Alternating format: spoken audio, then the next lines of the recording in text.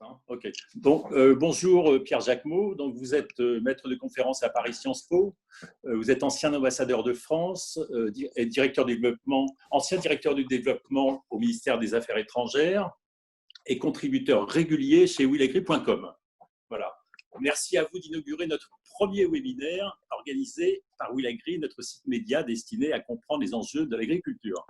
Merci également à tous les autres participants à ce webinaire qui devrait durer environ 50 minutes. Voilà. Notre discussion de ce jour est ouverte à partir de votre dossier intitulé, que nous publions en ce moment sur Willagri, qui s'intitule « Semences biotech et semences paysannes en Afrique, l'option de la diversification ».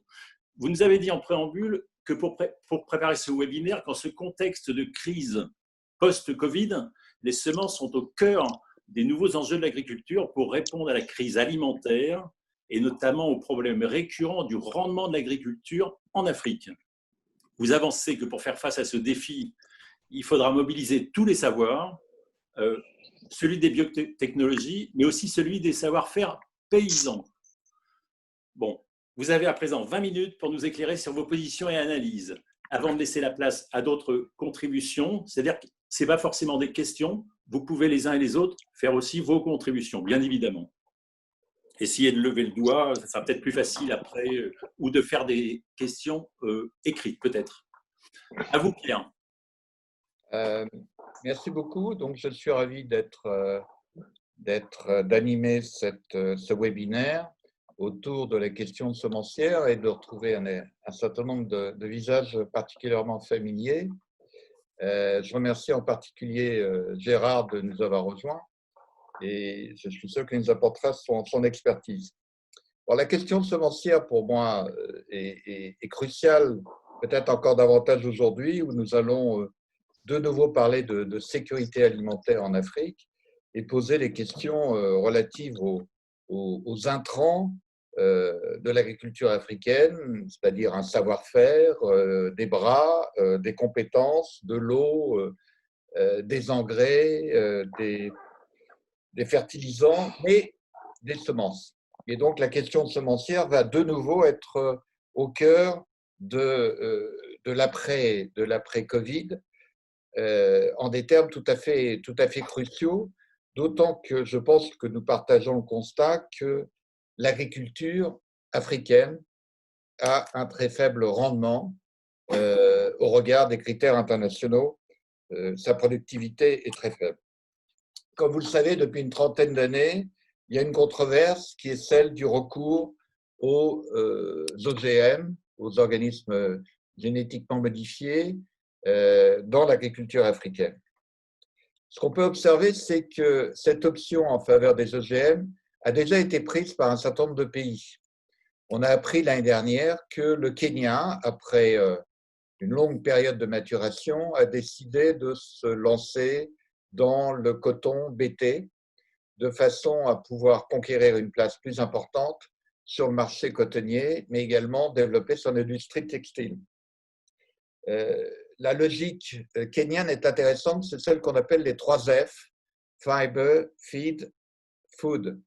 D'abord la fibre, ensuite, si on a des résultats significatifs en matière d'OGM, l'agriculture destinée à l'alimentation animale, et puis, troisième temps, l'agriculture destinée à l'alimentation humaine. Je viens d'apprendre, peut-être comme vous, qu'il y a 15 jours, l'Éthiopie avait fait également le choix en faveur des OGM sur le coton, mais également sur le maïs. Et puis, il y a une histoire assez longue dans d'autres pays, en particulier l'Afrique du Sud et le Soudan, qui font depuis une vingtaine d'années du coton, du maïs, du soja OGM. Par exemple, l'Afrique du Sud, c'est de l'ordre de 3 millions d'hectares.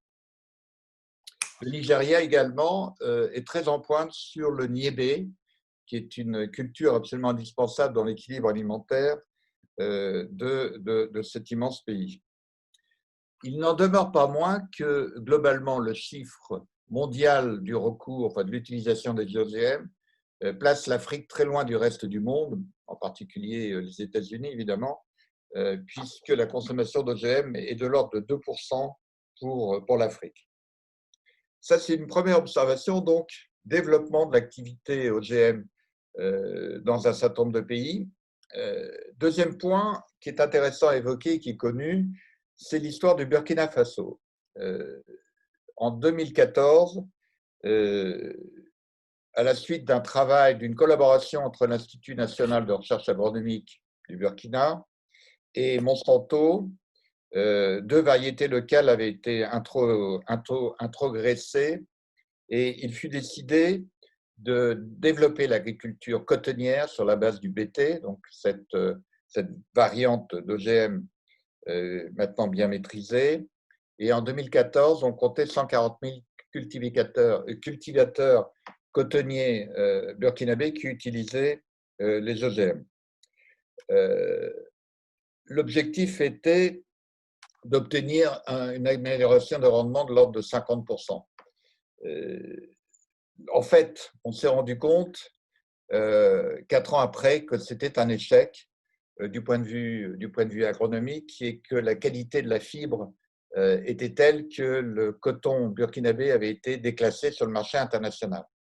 En fait, il est assez difficile, mais François en sait autant que moi, François Burgot en sait plus que moi peut-être, que cette histoire, c'est très difficile d'imputer uniquement aux OGM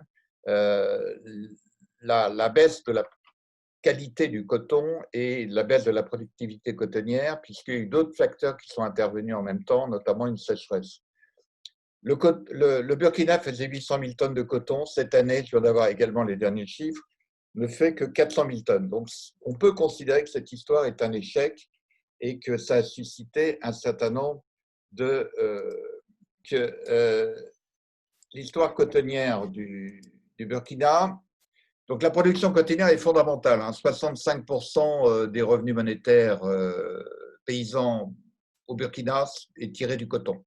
En fait, cette histoire s'est mal terminée puisque aujourd'hui, le gouvernement et les sociétés cotonnières ont décidé d'abandonner l'OGM et de revenir à des semences conventionnelles. En fait, dans ce débat autour du coton, c'est bon comme image parce que moi, je ne la vois pas. Alors. C'est bon comme image, tout va bien. En fait, dans ce débat autour des OGM en Afrique, on se rend compte qu'il y a une certaine confusion. Le débat est assez confus. Le bénéfice avancé par ces partisans des OGM, vous le connaissez, c'est la stimulation des rendements par l'apport de propriétés qui ne se trouvent pas dans les semences ordinaires et qui ne pourraient pas être obtenues par une sélection naturelle. L'autre avantage déclaré des OGM, ce serait d'augmenter la résilience des cultures contre la sécheresse et contre des prédateurs, et ainsi de faire baisser le coût des intrants pour les paysans. Bon, on sait comment c'est fait. Plus généralement, les semences biotech, comme on le sait, sont le résultat d'une intervention in vitro sur le végétal, sur ses organes, ses cellules, ses tissus, son ADN, etc. Une plante OGM va un peu plus loin puisque c'est son matériel génétique qui est bouleversé. Alors, fort de ces atouts déclarés, un certain nombre d'institutions, d'alliances, de fondations, je pense à la Fondation Gates, mais également de bailleurs de fonds importants, je pense aux bailleurs de fonds américains, la coopération américaine, l'USAID, défendent absolument les OGM comme étant la solution pour l'Afrique. Les objections qui sont évoquées par différents spécialistes, mais également par un certain nombre d'organisations non gouvernementales, de groupes de pression, et Laurent, qui est parmi nous, nous en dira peut-être quelque chose tout à l'heure, c'est qu'on assiste là à une dérive techno-scientiste productiviste qui menace la biodiversité, qui menace l'autonomie paysanne, pour moi c'est le plus important, et qui menace éventuellement la santé.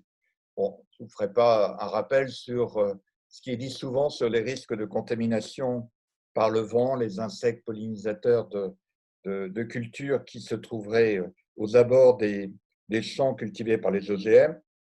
Je ne vous ferai pas aussi l'injure de vous dire qu'il apparaissent des prédateurs secondaires dans un certain nombre de cultures OGM. Enfin, sur le débat sur la santé, il n'est pas totalement et définitivement tranché parce que savoir l'impact des OGM sur la santé, je suis préféré d'avoir des informations sur le temps très long pour pouvoir l'évaluer. Pour moi, la véritable question, c'est celui de l'acceptation sociale. Dans quelle mesure la paysannerie africaine, 80% de la paysannerie africaine est une paysannerie tournée autour de la famille, autour du lignage, avec un niveau de productivité relativement faible, mais une activité relativement diversifiée qui s'inscrit sur des bases communautaires bien précises. Comment cette paysannerie pourrait renoncer à ses savoirs, ses pratiques, pour pouvoir, et qui sont parfaitement adaptés au milieu, pour passer vers d'autres modèles de fonctionnement. En effet, où en est le paysan? C'est un point supplémentaire. Où en est le paysan africain aujourd'hui? Bien, il a parmi les options en matière semencière, ces semences de ferme, celles qu'il conserve au sein de son exploitation, au sein de sa famille, et qu'il utilise l'année suivante. Il a celles qui sont issues des semences conventionnelles et qui peuvent évoluer dans le champ, c'est ce qu'on appelle les semences paysannes. Et puis, il y a celles qu'il peut acheter sur le marché, qui peuvent être des semences sélectionnées. C'est en général les différentes options qu'il a devant lui. Toutes ces options portent sur des semences qui ne sont pas protégées, qui n'ont pas un droit de propriété intellectuelle et qui sont très souvent, en tout cas dans le contexte de l'Afrique subsaharienne que je connais le mieux, gérées sur des bases communautaires. Mais, et François nous le confirmera probablement tout à l'heure, il faut bien reconnaître que la qualité de ces semences pose problème. Globalement, on estime que le capital semencier paysan a environ 15 ans d'âge et donc à un niveau de productivité qui pose question. En plus, il est dans un environnement qui n'est pas toujours favorable. La recherche publique est modeste, très souvent, pour créer des variétés nouvelles. Les services semenciers chargés de la distribution de semences certifiées sont parfois dans des situations très précaires. Les obtenteurs publics sont pas toujours très nombreux. Quant aux entreprises privées, en matière semencière, elles ont tendance assez naturellement à s'orienter vers des semences pour des productions directement rentables, légumineuses, semences potagères, floriculture, etc. La question des brevets, bon, on connaît, il est très difficile d'organiser une recherche en biotechnologie sans générer une ressource. On estime qu'il faut 40 millions d'euros pour la mise sur marché d'une variété cotonnière BT et qu'il faut 10 ans pour pouvoir la mettre en œuvre. Donc, il faut rémunérer et le brevet est la réponse. En fait, la variante qu'on rencontre en matière de brevetabilité, c'est le certificat d'obtention végétale qui donne des garanties à l'obtenteur en termes de rémunération, mais qui donne la possibilité de reproduire les semences pour des usages familiaux sans rien payer et qui donne la possibilité, sous un certain nombre de conditions, notamment de nouveautés, de créer des variétés nouvelles à partir de la variété sous certification. Donc,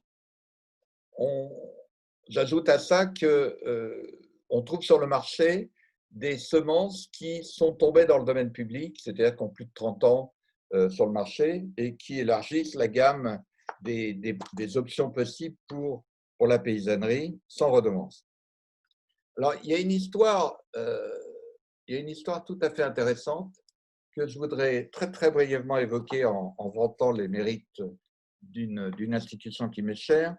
En matière de recherche et de bonnes pratiques semencières, c'est celle du Gret dans la région sud de Madagascar, l'Androuille, une région particulièrement pauvre, relativement coupée du reste du pays pour des raisons d'infrastructure, et où il a été entrepris depuis une dizaine d'années un gros travail sur la fertilisation des sols, sur la fertilité des sols, et sur l'identification de variétés semencières, il y en a 37 sur ce tableau, de variétés semencières tout à fait adaptées au contexte agronomique et environnemental et social de la région.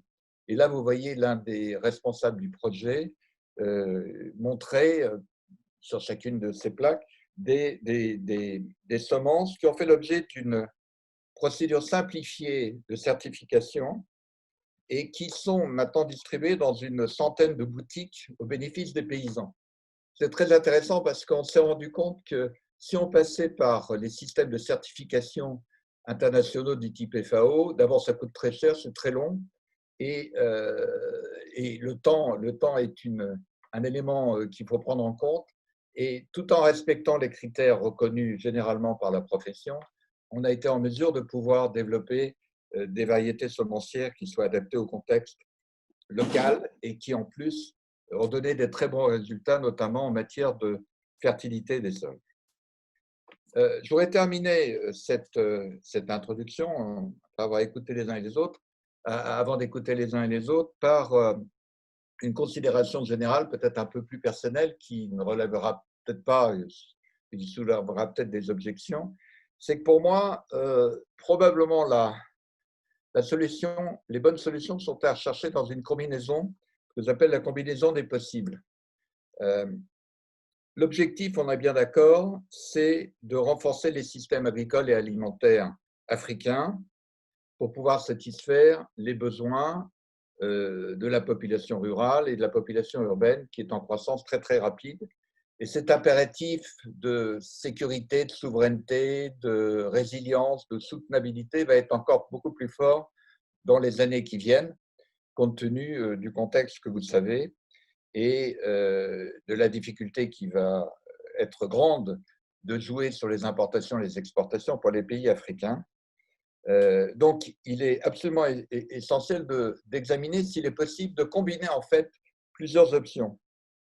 Alors, la première option qui s'impose dans beaucoup de situations, c'est celle de l'agroécologie. Là aussi, je serai très court, mais c'est celle qui, incontestablement, dans beaucoup de contextes, est la plus appropriée à la réalité de la vie paysanne, mais à la réalité également du foncier et des conditions agronomiques des sols.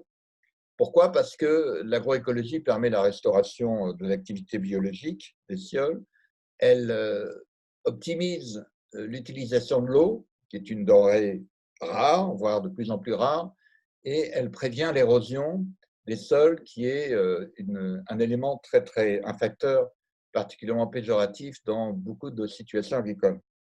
Et enfin, j'ajouterais qu'elle joue sur le génie paysan. Je parlais du Burkina Faso tout à l'heure. Si on fait l'inventaire du génie paysan en matière d'agroécologie au Burkina Faso, on remonte à des années, voire des décennies de bonnes pratiques pour lutter contre les facteurs négatifs, les facteurs péjoratifs. Mais si on raisonne à l'échelle d'un terroir beaucoup plus large que celle de la parcelle, que celle de l'économie vivrière, directement familiale ou lignagère, pourquoi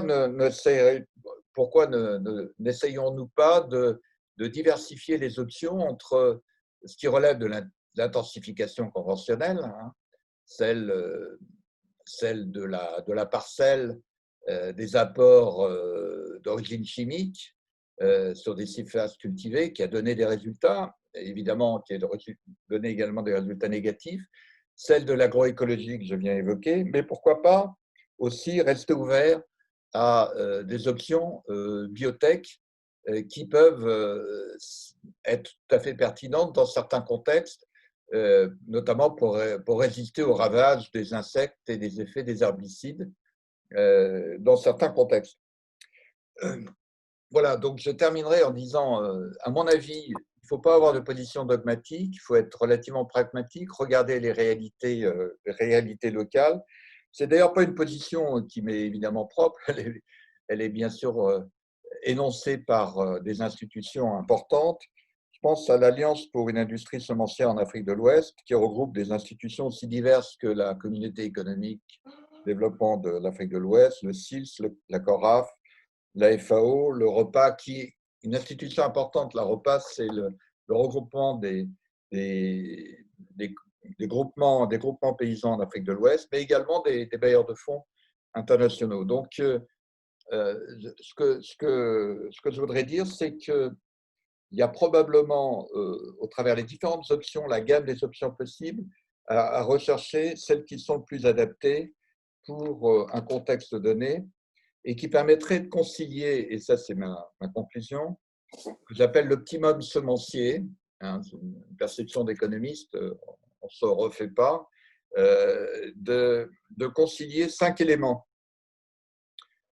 Augmenter les rendements, c'est absolument indispensable, les rendements à l'hectare, car ils sont notoirement et définitivement trop faibles pour répondre aux enjeux alimentaires. Il faut rémunérer le coût de l'innovation, sinon l'innovation dans le système marchand tel que nous le connaissons et qui perdure, il faut rémunérer l'innovation. Il faut assurer une bonne maîtrise technique par la paysannerie pour que celle-ci puisse s'y retrouver. Sinon, on se retrouve devant des situations, ça c'est une manifestation à Ouagadougou contre les OGM, qui est intéressante à lire parce que vous voyez, on évoque la question de la santé, mais également la question de la dignité des paysans, qui est un élément fondamental. Donc il faut permettre une maîtrise technique, préserver la biodiversité, son renouvellement, et enfin réunir les conditions pour qu'il y ait une parfaite acceptation sociale de ces innovations. Voilà en gros ce que je voulais dire comme élément introductif à cette présentation. Je suis exactement dans les 23 minutes. Très bien, bravo. Donc, qui veut intervenir? Michel, Gérard, François va parler. François. D'abord, pour les personnes qui ne me connaissent pas, je travaille à l'Interprofession des semences françaises, qui est l'organisation qui regroupe toutes les familles professionnelles, depuis les gens qui font de la sélection jusqu'aux utilisateurs, c'est-à-dire les agriculteurs et les jardiniers. Moi, je voudrais commencer par mes points d'accord avec ce qui vient d'être présenté par Pierre, et notamment le titre de son article, qui est Semences biotech et semences paysannes, l'option de la diversification. Moi, je suis totalement en phase avec ça, à condition que tout de suite après, on dise qu'aujourd'hui, 98% des semences utilisées sur le continent africain sont des semences paysannes. Et donc, l'option de la diversification, c'est comment faire en sorte que le paysan africain ait accès à autre chose que uniquement ces semences traditionnelles auxquelles il accède depuis des dizaines d'années. Et c'est bien le résultat de ce système de semences paysannes qui est une des raisons de la faiblesse des rendements sur le continent africain. Pierre l'a rappelé, mais je veux y insister, il n'y a pas un pays au monde qui ait un rendement inférieur à celui de la moyenne des pays africains, dans aucune espèce. Voilà. Et alors le rendement africain moyen, si vous enlevez en plus l'Afrique du Sud et l'Afrique du Nord, alors là, il s'écroule encore plus dans ce nombre d'espèces. Donc, ça, c'est la première chose. On est aujourd'hui sur un continent qui travaille avec des semences paysannes. Qu'est-ce qu'on peut introduire d'autre? Deuxième chose que je voudrais dire, introduire autre chose, c'est pas dire l'autre solution, c'est les OGM. La question n'est pas celle-là. La question n'est pas celle-là. Le continent africain, de toute façon, vu les choix qu'il a fait, beaucoup influencé d'ailleurs par les pays européens, a décidé de rejeter les OGM. Et de toute façon, les OGM, aujourd'hui, c'est dépassé. C'est-à-dire que l'avenir de l'amélioration des plantes, ce n'est pas des plantes transgéniques, qui sont les OGM tels qu'on les appelle au sens strict. C'est des plantes qui vont utiliser des méthodes de sélection nouvelles, la mutagénèse, CRISPR-Cas, etc. Et pourquoi? Parce que là aussi, dans la présentation de Pierre, on a un peu l'impression quand même que l'OGM, c'est quelque chose qui a été conçu totalement à côté. C'est-à-dire qu'il y avait des gens qui faisaient des semences en sélection depuis 15 000 ans, les paysans sélectionnaient, puis tout d'un coup, il y a des grandes entreprises, Monsanto, dans son laboratoire, qui a fait des OGM. Ce n'est pas ça, les OGM. Monsanto, il a identifié des gènes ou des bactéries, etc., qui avaient un avantage, et les OGM a consisté à les introduire dans la sélection traditionnelle. C'est ce qu'il a fait aux États-Unis, c'est ce qu'il a essayé de faire en Europe, c'est ce qu'il fait en Asie, etc. Et c'est ce qu'il a proposé dans certains pays en Afrique. Mais le coton OGM du Burkina Faso, c'est la bactérie de Monsanto introduite dans les variétés qui avaient été sélectionnées sur le territoire du Burkina Faso et d'une manière générale le territoire de l'Afrique de l'Ouest par la recherche publique de l'Afrique de l'Ouest adossée à la recherche publique française. C'est ça qui a été fait. Donc, et effectivement, après, il y a des choses réussies, des choses ratées. Juste une parenthèse quand même. Même les plus féroces adversaires des OGM aujourd'hui n'osent plus invoquer des risques éventuels sur la santé. Heureusement d'ailleurs, parce que je vous rappelle que même les continents comme l'Europe qui ont interdit la culture des OGM n'interdisent pas d'en manger. Donc on serait tous morts depuis le temps qu'on mange des OGM. Donc il faut encore une fois serrer les problèmes, mais ce n'est pas non plus un problème de propriété intellectuelle, puisque les OGM qui sont utilisés sur le continent africain, enfin les gènes dont je viens de parler, là, qui sont introduits dans des variétés, font jamais l'objet d'une propriété intellectuelle. Donc de toute façon, tout le monde a toujours pu les copier librement sans rien risquer. Monsanto n'a jamais protégé ces gènes. Donc je reviens, et je terminerai là-dessus à mon propos principal. Moi, je crois qu'à un moment donné, il faut mettre sur la table. Et il faut affronter le fait que les systèmes traditionnels, paysans et de la recherche publique n'ont pas réussi à permettre aux paysans africains de développer son agriculture et de développer ensuite son alimentation. Et donc, la vraie réflexion, c'est qu'est-ce qu'il faut faire pour ça. Alors, j'illustre quand même ça. Hein. Arachide au Sénégal, 1 million d'hectares cultivés, 10 variétés cultivées. Maïs en France, 3 millions d'hectares cultivés, 1500 variétés cultivées. Ça veut dire que si le Sénégal, les paysans sénégalais avaient le même accès que le paysan français, en plus sans OGM en maïs, à la même diversité, il devrait, le paysan sénégalais, avoir le choix entre 500 variétés. Et il a le choix entre 10. Donc ça, c'est pour vraiment illustrer le gap entre les deux. Et donc, moi, je pense qu'un des facteurs quand même essentiels par rapport au système que j'ai décrit, c'est que oui, par rapport à un paysan traditionnel et une recherche publique d'État appuyée par des recherches publiques des bailleurs de fonds, oui, il y a un credo qui manque. C'est des organisations paysannes structurées avec une force économique et qui soient capables de prendre en charge cet enjeu d'amélioration des plantes, cet enjeu de trouver des plantes qui correspondent aux challenges que connaît aujourd'hui le paysan africain. Que je peux... Alors, dans l'ordre, on commence par Gérard, peut-être? Alors, bonjour à tous, je crois que je veux vous saluer. Donc, pour ceux qui ne me connaissent pas, Gérard Cluberry, je suis encore agriculteur. J'ai eu les responsabilités dans la filière, dans le syndicat majoritaire français, FNSA, et aujourd'hui, je représente la Fondation Agro. Je veux dire deux choses. D'abord, remercier Pierre pour ce panorama large et revenir sur deux points. La relation semence paysanne et faible rendement, ou voire semence paysanne et pauvreté. C'est vrai qu'il y a quasiment il y a corrélation, il y a un lien corrélé fort, mais corrélation, c'est quand même pas forcément causalité.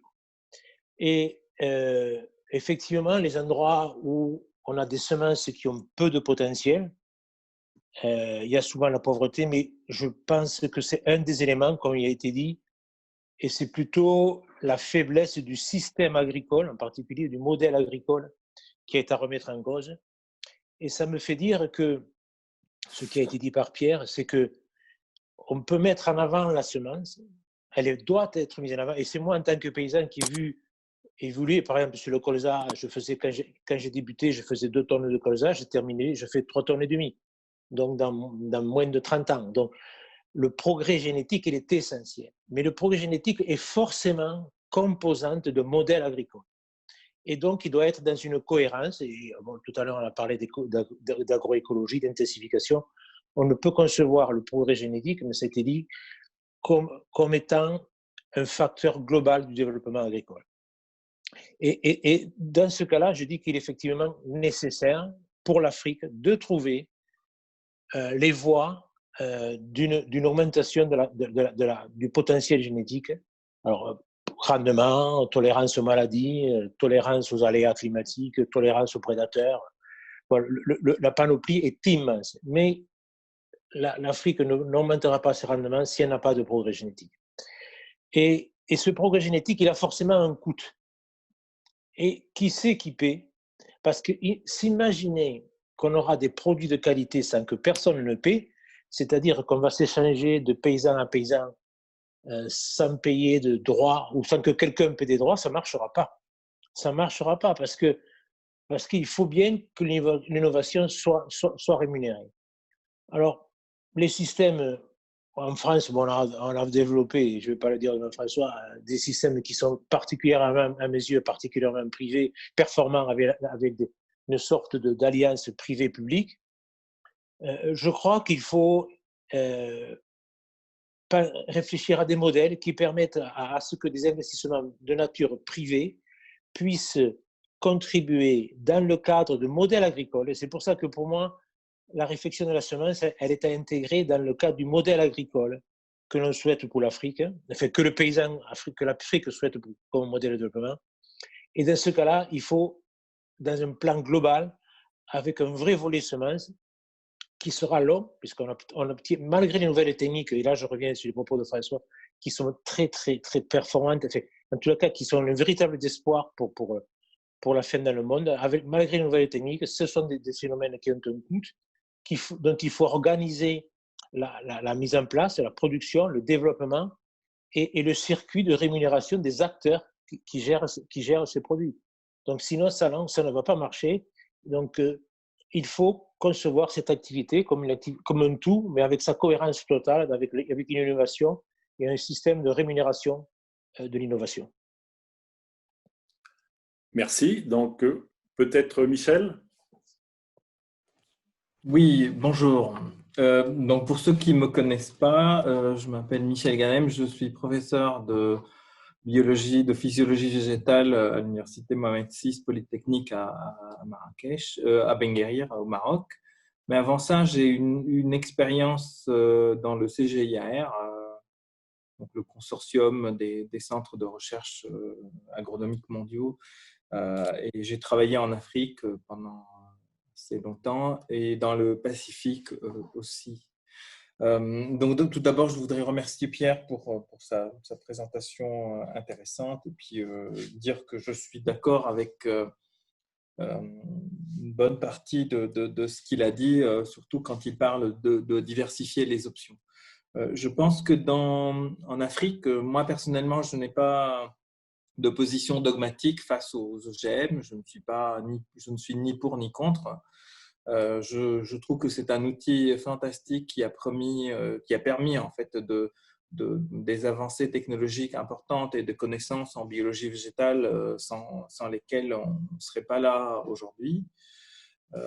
Mais je ne suis pas en faveur de cette dualité OGM, non OGM. Je pense que il y a des moments et des endroits, des situations où l'on peut, en fait, où les OGM sont une solution, parce qu'il n'y en a pas d'autres en termes d'amélioration traditionnelle.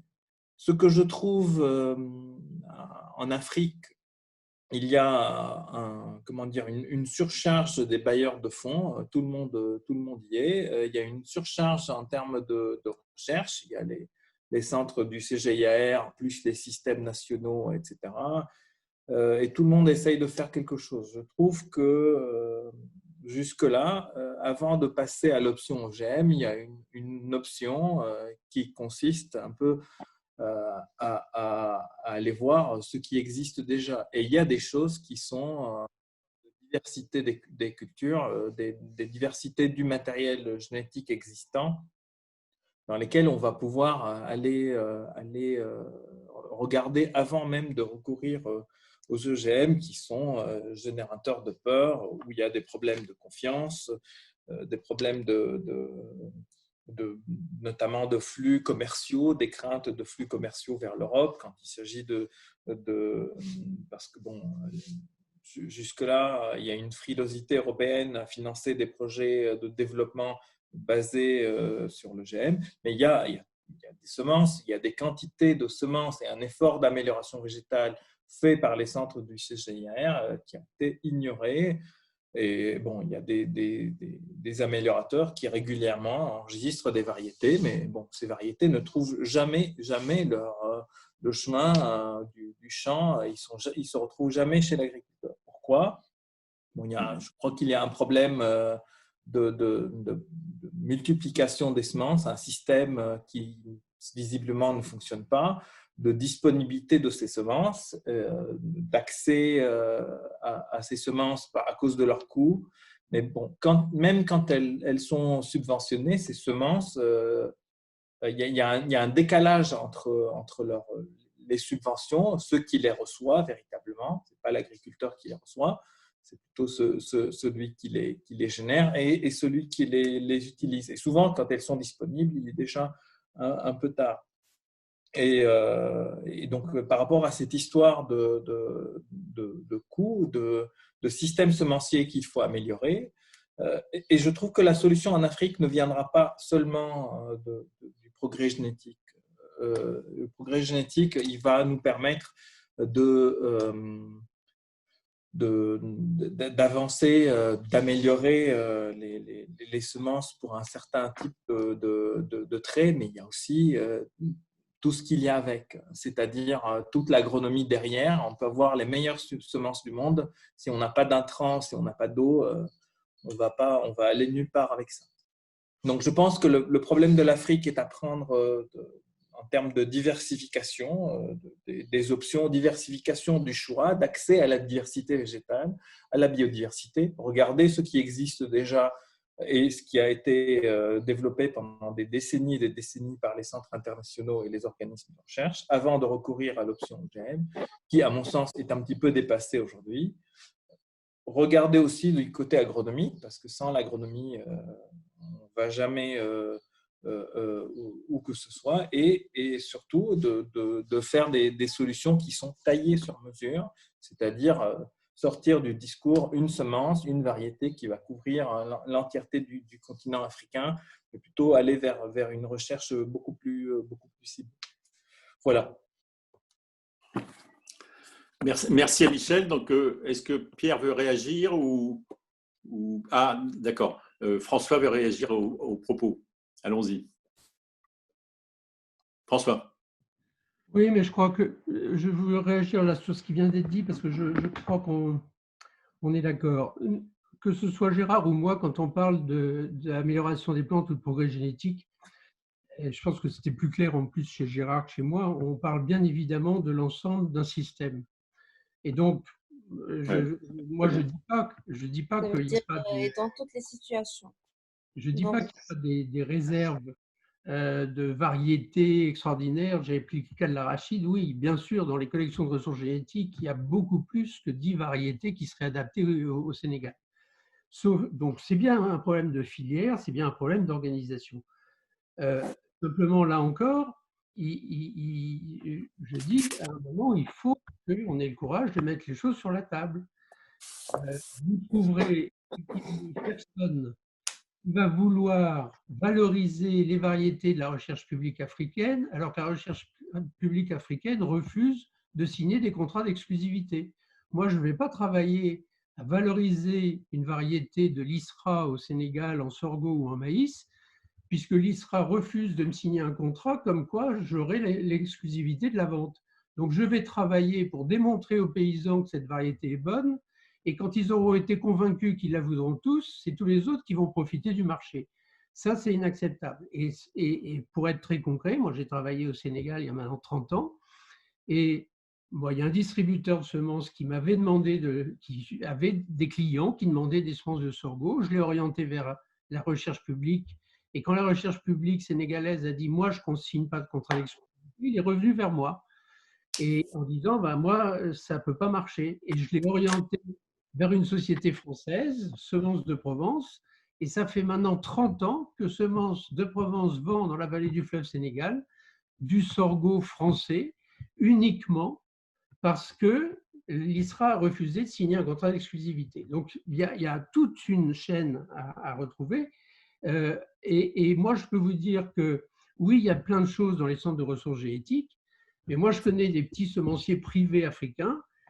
Pour eux, c'est très loin, un centre de ressources génétiques. Ils ne participent pas à toutes les grands-messes du traité sur les ressources génétiques ou des centres de ressources génétiques internationaux, du CGIAR. Et à un moment donné, il faut créer ce lien. Voilà, qu'un petit semencier africain puisse aller voir dans un centre de ressources génétiques est-ce qu'il n'y a pas des choses qui l'intéressent et éventuellement qu'il les développe dans son pays si elles sont adaptées. Dernière chose, c'est jamais un problème de coût. Même dans les pays les plus pauvres, les paysans achètent très cher des semences potagères importées qui sont fabriquées par les semenciers des pays développés du monde entier. Et donc, ce n'est pas un problème de coût, c'est un problème de qu'est-ce que la variété, effectivement, apporte comme revenu potentiel aux paysans. Donc, voilà. Et je reviens quand même sur ce que disait Gérard, parce que ce n'est pas forcément clair pour des gens qui n'ont pas l'habitude de travailler dans le milieu agricole français. Et ce n'est pas un hasard si je parlais d'organisation paysanne. Moi, ce qui me frappe, aujourd'hui, les réseaux de semences paysans africains, spécialement en Afrique de l'Ouest, c'est des réseaux syndicats revendicatifs. Ce n'est pas des organisations paysannes qui se posent la question de dire, voilà, j'ai besoin d'améliorer mes rendements, j'ai besoin d'améliorer mes débouchés, qu'est-ce que je peux faire pour ça ou qu'est-ce que je dois faire pour ça? Et à la limite, à un moment donné, je dois investir moi-même dans l'amélioration des plantes. Merci François. J'en profite pour… on a un participant qu'on vient de voir là maintenant, Monsieur Levard, si vous voulez bien vous présenter puis dire un petit mot aussi. Bonjour, oui, merci. Donc, Laurent Levard, je suis agroéconomiste, je suis chargé de programme au GRET. Voilà. Moi, j'aurais beaucoup de choses à dire, mais vu le temps, je vais me concentrer juste sur une chose. Voilà, j'aurais voulu aussi qu'on parle de la question de fond de la brevetabilité du vivant, qui me semble quelque chose de non acceptable, même si, bien entendu, la question de la rémunération des acteurs de la recherche est une question tout à fait légitime et qui doit être traitée. Mais ce que je voudrais surtout dire, c'est qu'en Afrique, d'après ce que j'ai pu voir, certes, la question semencière est une question qui compte, mais aujourd'hui, dans la situation de crise de nombreux systèmes agraires en Afrique, je ne pense pas que ce soit la question centrale, ou du moins la question du potentiel génétique de rendement maximal des semences. On le voit très clairement dans des projets ou des territoires où se développent des pratiques agroécologiques. On voit très clairement qu'avec la mise en œuvre de pratiques agroécologiques, agroforesterie, intégration agriculture-élevage, pratiques de ZAI, etc., on voit que les paysans peuvent facilement passer, pour ce qui est du bassin sahélien, enfin de la région sahélienne, peuvent facilement passer en quelques années de rendements de l'ordre de 5 quintaux à l'hectare à des rendements qui peuvent être doublés, 10 quintaux à l'hectare. Alors, on peut dire 10 quintaux à l'hectare, ce n'est pas beaucoup, mais il n'empêche que si l'ensemble du Sahel, l'ensemble des régions dans lesquelles les rendements étaient aujourd'hui de 5 quintaux à l'hectare passaient à 10, ça serait tout de même un doublement de la production. Et peut-être que là, la question semencière se poserait d'une façon différente. Mais ce que je veux dire, c'est qu'aujourd'hui, sans besoin de nouvelles semences, c'est-à-dire avec les mêmes semences, grâce à une augmentation de la fertilité des sols et notamment de la fertilité organique des sols, on peut doubler les rendements en zone céréalière. Voilà. Donc, si je peux le dire encore en 2 minutes, je me souviens d'une expérience qui m'a extrêmement frappé quand j'étais jeune. J'étais stagiaire dans un centre de recherche public qui devait être l'ISRA, hein, je crois que c'est comme ça que ça s'appelait au Sénégal. Eh bien, vous aviez les chercheurs qui faisaient des recherches pour que les rendements de sorgho, le potentiel génétique passe, je ne sais pas, de 20 à 30 ou de 30 à 40 quintaux à l'hectare, et vous faisiez un pas en dehors du domaine de l'ISRA et vous tombiez dans les champs des paysans où ils vous expliquaient que leur rendement était de 5 quintaux à l'hectare et parce qu'ils n'avaient pas de charrette pour transporter le fumier dans leurs champs, ils ne pouvaient pas atteindre les 10 ou 15 qu'ils espéraient. Voilà, tout ça pour relativiser aussi cette question des semences. Et je ne dis en aucun cas que ce n'est pas du tout important, mais juste la relativiser. Merci, ça complète bien l'intervention de Michel tout à l'heure. Quelqu'un d'autre? Il y a Gérard qui veut parler. Oui. Juste sur ce dernier point, semences priorité ou pas, donc je suis tout à fait d'accord que dans les systèmes agricoles actuels, quels qu'ils soient d'ailleurs, la performance globale du système peut être améliorée avec la semence, avec le capital génétique qui est en place. Ça, c'est vrai. Et les propos tenus précédemment sont justes. Mais si j'ai fait référence au développement agricole français, l'attrait naturel du paysan pour la belle semence qu'il produit, certes, elle amène un potentiel de production, mais c'est surtout un outil de développement. C'est par la nouvelle. Le développement agricole s'est fait par l'introduction, pas en bougeant le monde clos dans lequel était le paysan. C'est des innovations qui rentrent dans ce monde clos et qui changent le logiciel du paysan, qui fait bouger ce monde clos vers un modèle plus performant. Et c'est parce qu'on a eu, je prends mon cas, nous paysans français, des variétés plus performantes, qu'on a réfléchi à d'autres critères, la fertilisation, la protection des cultures, la rotation, l'irrigation. La semence est aussi un outil de développement agricole. Donc c'est en ça qu'elle n'est pas forcément indispensable pour faire passer le rendement de 5 à 10. Moi, ça, je suis tout à fait d'accord. Mais par contre, c'est un outil de développement agricole qui est très efficient dans le monde des paysans parce qu'il y a une certaine appétence pour le côté un peu miraculeux de la variété qui va vous sauver en ne changeant. Oui, donc je peux rajouter par rapport à ce que François disait tout à l'heure, il y a un problème de confiance et surtout un problème d'éloignement entre les centres de recherche publics et ce qui se passe dans les sociétés semencières.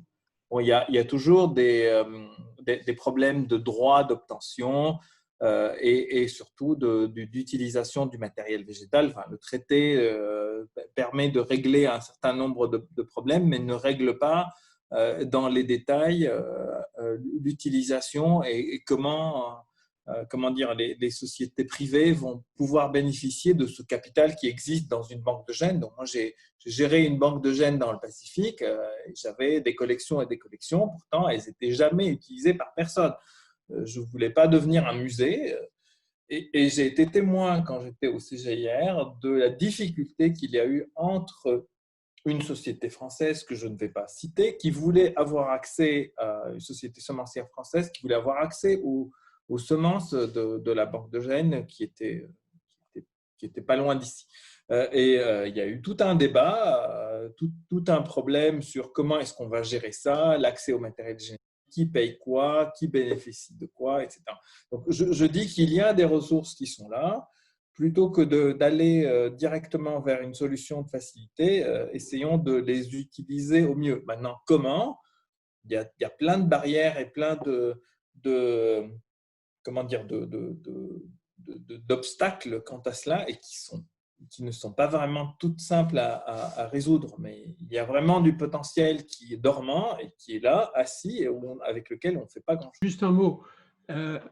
Vous parlez d'un temps que les moins de 20 ans ne peuvent pas connaître, parce que je vous rappelle que depuis maintenant, c'est 2006, le traité international sur les ressources génétiques a résolu ces problèmes d'accès aux collections de ressources génétiques. N'importe quel semencier privé, qu'il soit français ou africain, et n'importe quel semencier public peut accéder, dans les conditions de l'accord de transfert de matériel, aux ressources génétiques de l'ensemble des centres de ressources génétiques internationaux. Donc, je ne dis pas que les problèmes n'existaient pas, mais en tout cas, ils sont réglés. Deuxième point, par rapport à l'intervention tout à l'heure du GRET, ce n'est pas un problème, la brevetabilité du vivant. Oui, voilà, on peut. Moi, je suis plutôt contre aussi les semenciers européens ne brevettent pas les variétés végétales. Donc, c'est pas. La question, elle a été bien posée par Pierre dans son introduction et rappelée par Gérard. La question toute bête, c'est qui finance la recherche et comment? Le plus logique, encore une fois, le choix des pays africains après les indépendances, ça a été de faire financer la recherche en amélioration des plantes, de la faire faire par des fonctionnaires et pas par des paysans devenus sélectionneurs. Et ça, c'est un choix, c'est pas un choix qui a été fait en Europe. Enfin, en France, tous les sélectionneurs aujourd'hui sont en grande majorité soit des coopératives, donc des regroupements d'agriculteurs, soit des entreprises familiales. Donc, ils peuvent faire 300-400 millions d'euros de chiffre d'affaires, mais il y a 4-5 générations, c'était un paysan qui faisait de la sélection. Donc, ce choix n'a pas été fait. On a dit en Afrique, on va payer des gens, moi, État, je vais payer des gens pour faire de la recherche. Et le résultat, il a été très bien décrit. Je ne dis pas que les variétés qui sont dans cette recherche, elles sont nulles, mais sauf qu'il n'y a pas de préoccupation de comment je vais vendre. Et est-ce que même le paysan en a besoin? Je vous rappelle quand même que le concept de sélection participative, il est issu des pays en développement et en particulier de l'Afrique. Or, qu'est-ce que c'est la sélection participative? C'est ce qu'ont toujours fait les sélectionneurs privés français. Ça consiste, quand je fais de la sélection, à vérifier régulièrement avec les paysans autour de moi que ce que je recherche et ce que j'obtiens comme variété, ça les intéresse. Et effectivement, c'est tellement évident qu'on n'avait même pas mis un mot là-dessus, autre que le fait de faire de la sélection.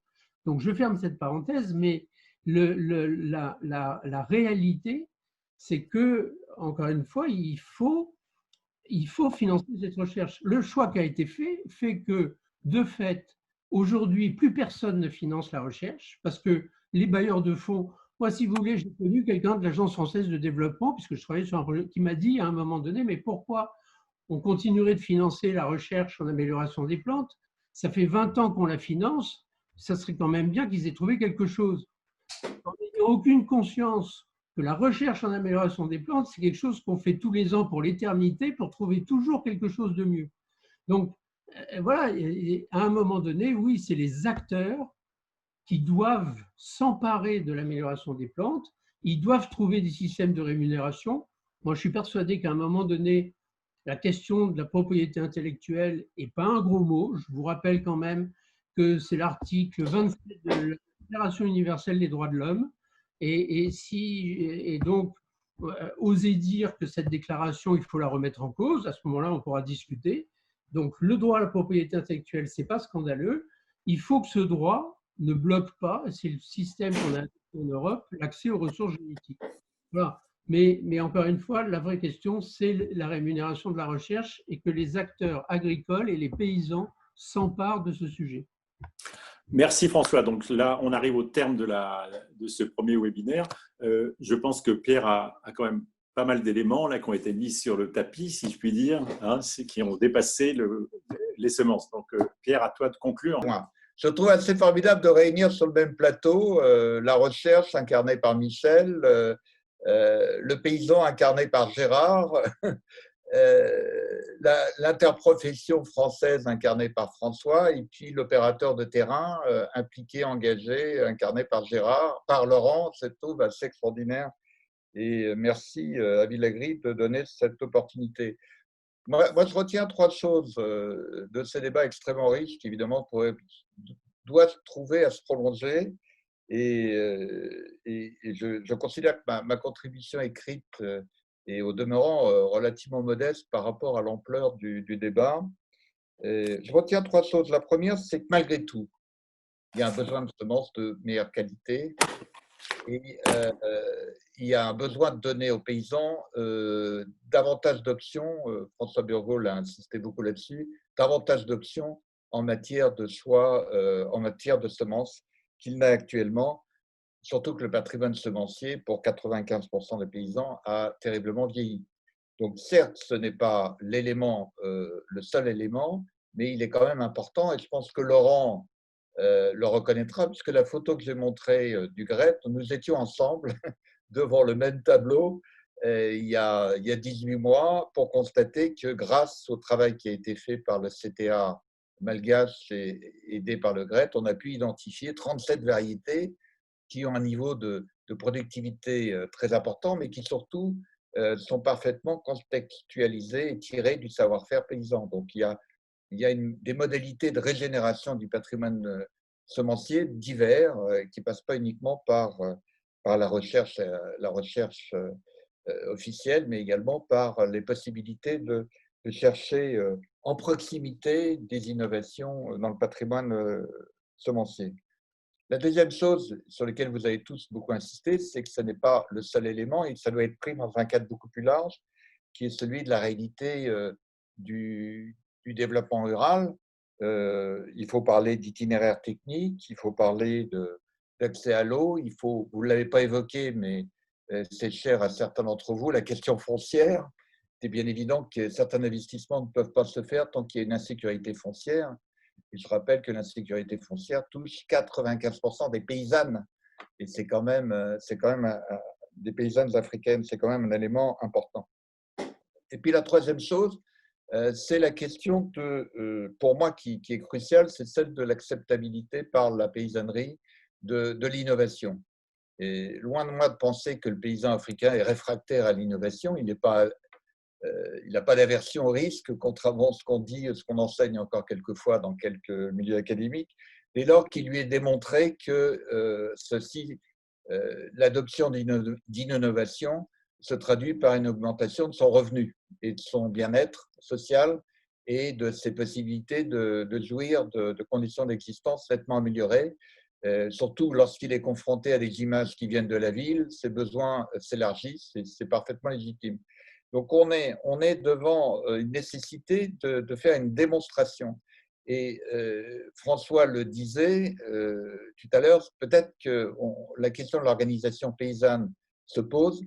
Quelles sont ses capacités? Si elle est purement dans une position de revendication, évidemment, elle ne remplit pas totalement son rôle, ça peut être une partie de son rôle, mais si elle ne se transforme pas simultanément dans une fonction d'appui, d'aide, de conseil technique, elle n'aura pas rempli ses rôles. Et c'est peut-être un sujet que je pourrais proposer pour un débat prochain à Villagri, s'il en était d'accord, c'est qu'on puisse parler, pour se rapprocher de ces réalités, de l'organisation paysanne dans le contexte africain. Et nous avons des interlocuteurs représentatifs de ce monde des organisations que nous pourrions peut-être inviter. En tout cas, je vous remercie. Moi, j'étais ravi de ce débat autour de mon modeste papier. C'est noté, Pierre, pour la proposition. On verra avec Villagri. Et puis, merci à tous. Au revoir. Au revoir.